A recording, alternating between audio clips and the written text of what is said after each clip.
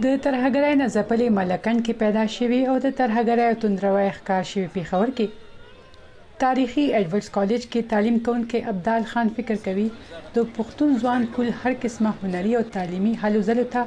توندروي یو غټ چیلنج دی او یو وروستي مثال د کالج د زده کوونکو هنري روزنې لپاره کارکونکي د میوزیک سوسایټي یو پلان شوی غونډه یا میوزیک ماراثون باندې د څو توندرو تنظیمونو له طرفه تنقید دی چې ابدال خان ورته د سوشل میډیا د لارې سي نو ټو ایکستریمزم ټرند د لارې او سندرو د لارې جواب ورکړو. یو خو سندره او عاشقی دا خار کی روانه قاتل خبر که چی زندگی دا خار کی روانه جنہیں مکتب تا پسبائی دا خار کی روانہ قاتل خبر کے چی زندگی دا خار کی روانہ. ابدال خان ته دغه ټرند نه پس توندرو سوچ لرونکو دړکې هم ورکړي خو هغه وايي پښتنو ټول عمر جنگ او توندروي کې تیر کړو هغوی د ژوند په خپل خوخه تیرولو حق لري. او بهانه هم جوړ کړو فلسطین چې فلسطین کې دا کیږي هغه کیږي دلته جنگونه روان دي بالکل موږ دغه مسلمانانو رونو سره ولاړ یو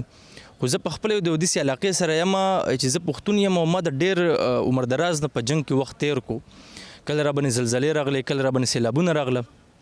نو زما د قوم زما د خلکو هم حق دی د دې پښتنو هم حق دی نورو په دنیا د قومونو غوندګي چې دوی هم میوزیک واوري دوی هم مستی وکي دوی هم ډانس وکي دوی هم تیاتر وګوري. د پېښور تاریخي ایډورډز کالج تعلیمي ادارې استادان هم وایي دا اداره د بین المذهبي هم آهنګي او د مذهبي برداشت لپاره یو نوم لري او دلته زده کوونکي د تعلیم سره سره د فاین آرټس چې پکې مصوري موسیقي او تیاتر هم شامل دي زده کړې کوي او دوی له د هنر څرګندولو موقع هم ورکړل کیږي. ایډورډز کالج یو داسې اداره ده چې دلته کې مونږه د انټرفیث هارموني ریلیجیس ټالرنس او دغه څه پوزټیو کیسې خپل ماشومانو ته خو میوزیک سوسایټي د میوزیک پروګرامونه کوي نو دا د بیسیک ابجیکټیو د ماشومانو هغه چې کم ټیلنټ ته کم هډن ټیلنټ ته هغه مخامخ راوستل وي دا یو ډېر پوزټیو سیس دی او دا د ډېرو کلونو روانه ده. ایډورډز کالج هم دغه قسمه تعلیمي او کلتوري ماحول د وجې نامتو شاعران استادان سیاستمداران اعلی سیول چارواکي او د هارون باچا غوندې هنرمندان هم پیدا کړي. کیمرامین هاشم علي سره سادیه قاسم شاه وی او ای ډیوا پېښور.